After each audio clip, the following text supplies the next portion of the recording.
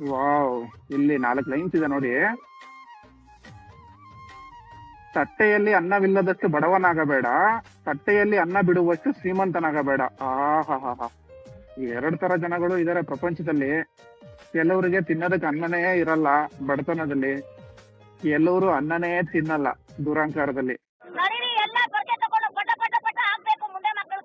First 2 lines ಏನಂದ್ರೆ ಅದ್ರಲ್ಲಿ ತಟ್ಟೆಯಲ್ಲಿ ಅನ್ನವಿಲ್ಲದಷ್ಟು ಬಡವನಾಗಬೇಡ ಅಂದ್ರೆ ಸೋಮಾರಿ ಆಗ್ಬೇಡ ಅಂತ. ಒಂದ್ ಹೊತ್ತಿನ ಊಟ ಗಿಟ್ಟಿಸ್ಕೊಳಕ್ ಆಗ್ತಲ್ಲ ನೀನು ಅಂದ್ರೆ ನೀನ್ ಎಷ್ಟು ಸೋಮಾರಿ ಅಂತ ನೀನೇ ಯೋಚನೆ ಮಾಡು. ನೆಕ್ಸ್ಟ್ ಲೈನ್ ತಟ್ಟೆಯಲ್ಲಿ ಅನ್ನ ಬಿಡುವಷ್ಟು ಶ್ರೀಮಂತನಾಗಬೇಡ. ಕೆಲವರು ಗೊತ್ತಲ್ಲ ಗುರು, ಹೊಟ್ಟೆ ತುಂಬ್ತು ಅಂದ್ರೆ ತಟ್ಟೆಯಲ್ಲಿರೋ ಅನ್ನ ಬಿಟ್ಟಂಗೆ ಕೈ ತೊಳ್ಕೊಂಡು ಹೋಗ್ತಾ ಇರ್ತಾರೆ ಎದ್ದು. ಪ್ರಪಂಚದಲ್ಲಿ ಯಾರಿಗ್ ಬೆಲೆ ಕೊಡ್ತೀವೋ ಇಲ್ವೋ ಗುರು, 2 ವಿಷಯಕ್ಕೆ ಮಾತ್ರ ಬೆಲೆ ಕೊಡ್ಲೇಬೇಕು. ಏನದು?